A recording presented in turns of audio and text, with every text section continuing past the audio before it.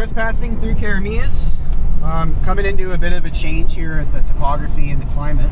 So we were in like the coastal mountains and kind of transitionatory period, but now we're going to straight up head into foothills and desert, or highlands, or a more correct term. So, and Soyuz is considered a finger of the Great North American Desert. And actually in my last video of Farwell Canyon, that is also that whole area, Williams Lake, the Clinton, Cache Creek, Kamloops, that's all considered part of it, but we're basically kind of in the lower echelon of it now on Soyuz. There's actually a desert visitor center. You can go see all the desert animals and stuff, and the shrubs and stuff that exist in the desert. We're going east to Rossland today, going along the smelting Valley, following a river. Karamias is a ranching and farming community. A lot of fruit here. Is sell fruit in the summertime, so a lot of fruit stands by the side of the highway. You come and grab some fruit. Cattle ranching and stuff like that. Not too much gold in Karamias, but like surrounding area, and obviously Headley and stuff. There wasn't a road for the crow's nest, but there was a wagon road that went all the way from Soyuz to Headley. So this is Spotted Lake, just before Soyuz on the west side, and that's Spotted Lake down there. And I don't know if you can see on the video, but there's these little spots on the lake, like little holes, and that's basically, there's different mineral deposits in the water here. So silver, titanium, sodium, magnesium, a bunch of different elements, and they form little holes in the water of the various different deposits, and they'll be different colors depending on the types of minerals. And the water evaporates come middle of summer kind of a thing, and you'll just see the holes there. You can kind of see them now, and those holes will be different colors, and they'll be filled with various different like elements depending on which one you're looking at, right? So one's a certain color, another's a certain color. But yeah, it's right at the side of the road. There's a dirt path to get down it, but I'm not taking my truck down there because I don't want to.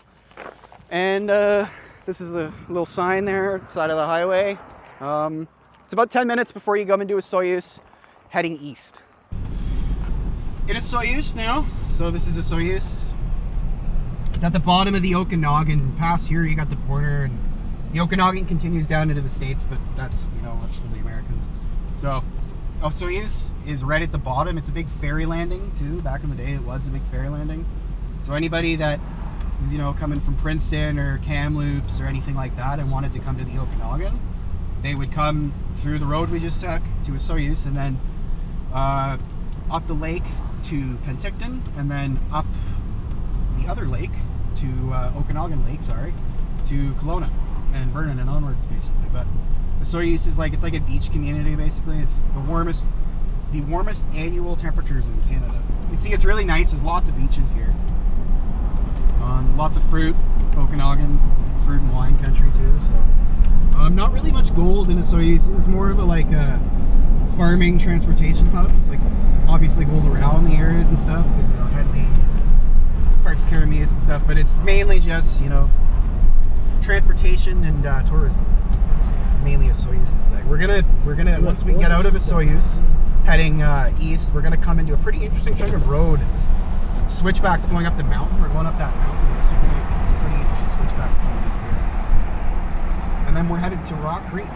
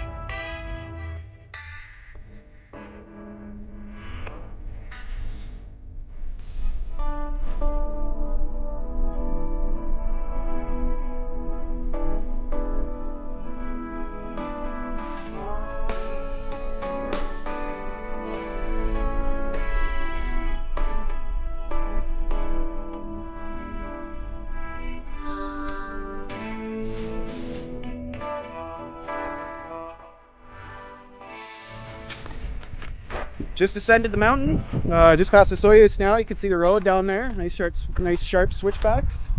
So that's the Soyuz. We just crossed over that bridge there. We came from there. You can see the road. So Okanagan would be that way. The States would be down that way.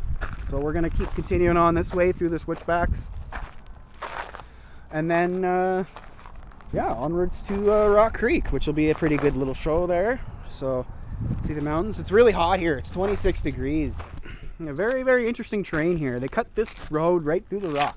Oh, boundary country, nice. So we're just crossed over from the Okanagan, like deserty, Soyuz kind of stuff, to the boundary, West Kootenay country.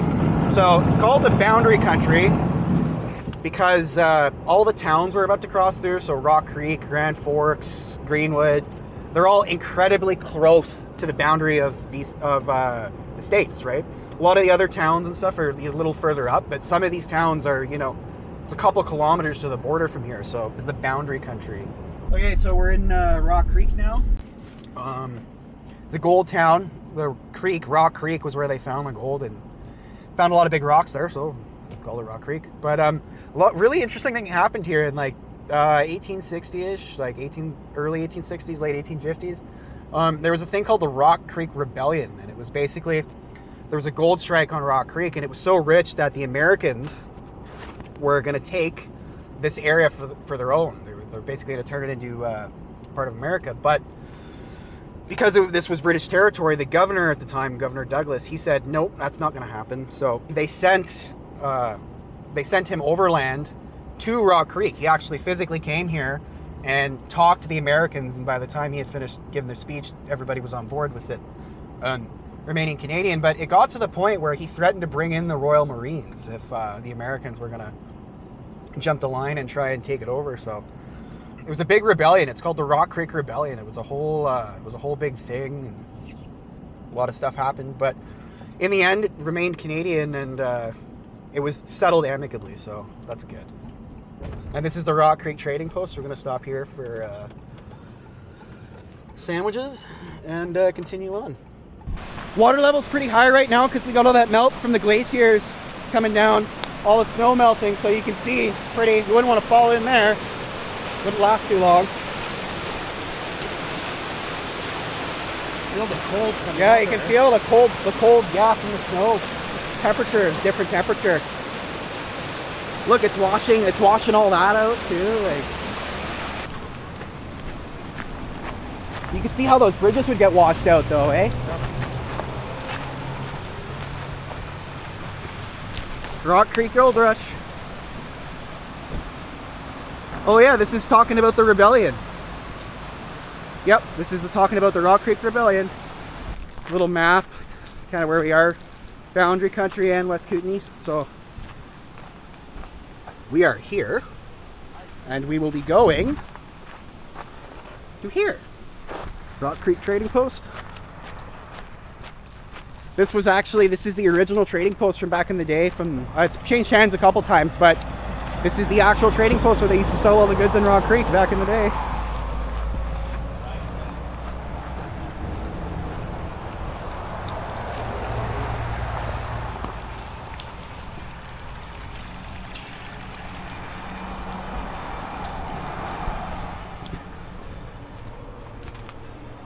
So this is Rock Creek.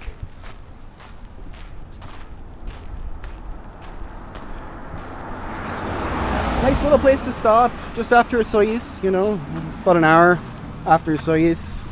Not going to. Midway, just entered Midway. So Midway's got a pretty interesting history. It's a rail town, CPR rail town. And, you know, it's helped service the mines and stuff up near Phoenix, Greenwood, Deadwood, that whole shebang, Rock Creek, kind of a center for everything. It's mainly the train though, it's a train town. And there's actually a really interesting thing happened between the CPR and the Great Northern Railway. So these two Irish guys, James Jerome Hill and Thomas Shaughnessy. Shaughnessy was director of the CPR, James Jerome Hill owned the Great Northern, and they met in Midway in the early 1900s, and they hated each other, like absolutely hated each other. And so the CPR decided to block him, like, because James Jerome Hill got the advance to go west to Vancouver with his VV&E, the Vancouver, Victoria and Eastern line. And just out of spite, CPR decided that they were going to buy up his plots of land on the right of way, like, so he could only have certain parts and then the parts that he couldn't get. So, but the way the law worked at the time with railroads was that he could apply to buy it from them. So he ended up having to buy it. So anyways, there's this little politics thing that went on between the two of them in the CPR and Great Northern. And then what ended up happening was in Midway, it was called the Midway War. And it was about 700 guys, CPR and Great Northern guys. And they had, picks, shovels, tools, you name it. And they actually fought each other. They had a war, and they beat each other with tools, and blood was drawn, and it got really bad to the point where they had to call in the cops. There's only 3 cops in the area at the time that were able to respond, because that was not many police there were at the time. So these 3 cops show up into Midway, and there's 700 guys at each other's throats with tools, beating each other and lighting tracks on fire and sabotaging everything, because they're at war with each other. And these 3 guys went and shut down everything in all the towns. They shut down all the bars, gambling houses, everything. Everything was shut down. And they ended up actually stopping it. Like, it kind of resolved itself. And there's a lot of stuff that went on. But basically, yeah, it was 3 cops against 700 guys. And they were able to rectify the situation. But after that and before, they would, depending on which railway it was, they would build barricades. Like, James Jerome Hill actually had to build barricades around his sections of track because he was worried about the CPR coming and ripping it up and destroying it, because they saw it as their railway, their right of way, basically. So it was a whole thing, and they hated each other till the very end. They both died hating each other for that whole thing. But it made papers across Canada. It was called the Midway War, and a couple people decided they were going to take one of the executives prisoner, and it got really out of hand. And then what ended up resolving it was the cops plus the CPR and the Great Northern executives got together because they didn't want to get kidnapped. They were going and kidnapping, but they were kidnapping the executives and basically trying to extort them into giving the railway. And so they kind of reached a mutual peace agreement. But yeah, this was in the early 1900s. Midway was quite a big deal. Just because Midway is so centralized in the rail community, for the name Midway implies midway, right? Vancouver and Midway in the mountains, right? Between Vancouver and Alberta. So we are coming through Greenwood. Funny thing about Greenwood is the town we're passing through Anaconda right now. And Anaconda, it was a small town built just south of Greenwood, literally a kilometer south of Greenwood, and it was built by the Americans. And they were trying to impress their will upon this region of the country. And so they built Anaconda, which is what we're driving through right now. It was thought that it was named after the Butte, Montana copper mine, the Anaconda mine. So Americans wanted to assert their dominance here. So they basically created Anaconda, and then they created Greenwood. And that stack you see over there, that was a smelter that the British Empire built in response to the Americans building Anaconda. So when they built Anaconda, the British responded by building the smelter for the ore. And at one point, it was one of the largest smelters in the entire British Empire. And that helped solidify Greenwood and kind of claim to this territory. So then they kind of drove the Americans out. But Anaconda still remains. And it's actually, if you look on a map, it's its own town. And it's just right beside Greenwood, a kilometer away. Greenwood, mining, logging, ranching, milling. Deadwood, Anaconda, Boundary Falls, Phoenix. Those were all the mining areas. Boundary Creek. Found a lot of gold in Boundary Creek. Still about over there. So you can see this is Greenwood. A little mining museum. Okay, so this is the assay office, which is around the corner here. When you found ore samples, you would take it to the assay office or an assayer, and they would, process the ore, smelt it down, and they'd tell you how good it was. If you got lucky or if you weren't so lucky, all that work for nothing. So, little miner in an ore cart, narrow gauge track, and then you can't really see on the paint because it's kind of all faded from the sun, but this is the assay office, right? So I'm a miner, I got my stuff, I want to make her rich. So you come in here, you take your samples, right? Core samples on the ground there, and they'll process those, and then they assay them, and they tell you what it's worth, how the quality, the carats, 24 carat or not, if you got lucky, and then they'll tell you how it's going to sell, based on the purity and everything. And yeah, this is one of the most important parts of any mining operation, is assaying, because if your ore isn't assayed properly, which has happened before, you could have good gold, but you're not going to know, because if the guy that assays it doesn't say it's good, then you don't know it's good, right? So having a good assayer and making sure your ore samples are assayed properly is huge, because you might be losing a lot of money, and vice versa. If somebody thinks it's worth more than it is, then the buyer gets screwed, right? So it's assaying ore samples is very, very, very important. Golders level. That's what they would use for surveying. That's an old one too. Well dressed man, I would certainly. Gears.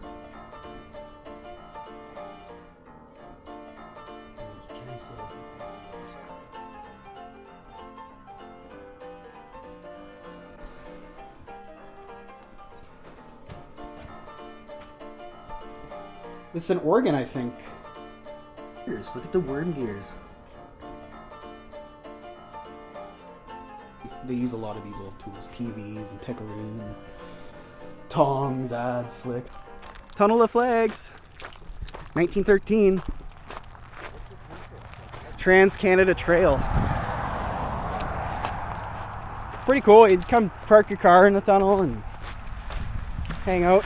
It's not bad. Lots of graffiti. Go up here, look at this little plaque. Greenwood Road Tunnel. Columbia and Western Railway, Fritz Augustus Hines. He's the owner of that. Yeah, it's for cars though. The old Trans-Canada Trail. Look, you see the old... Oh, there's the... old cars, the train. Right, just to go over it. Over it, yeah. There's obviously water here at some point. Back in the day. That's what I mean, like 50 years from now, you'd come here and you don't know how different it's going to be, right? Yeah, that's pretty sketchy for me to find. I wouldn't want to come in here. But this is really it. It's pretty anticlimactic, but kind of cool. Cool little stop. Lots of graffiti though. People having parties in here. Yeah, skateboarding ramp. Look at that. Yeah. It is good graffiti actually. Quite artistic. It's incredible the collection you guys have here. Yeah. I saw it online and I was like, I have to come here. I can't believe this, like, the size of the collection of it. Like, their collection is just massive.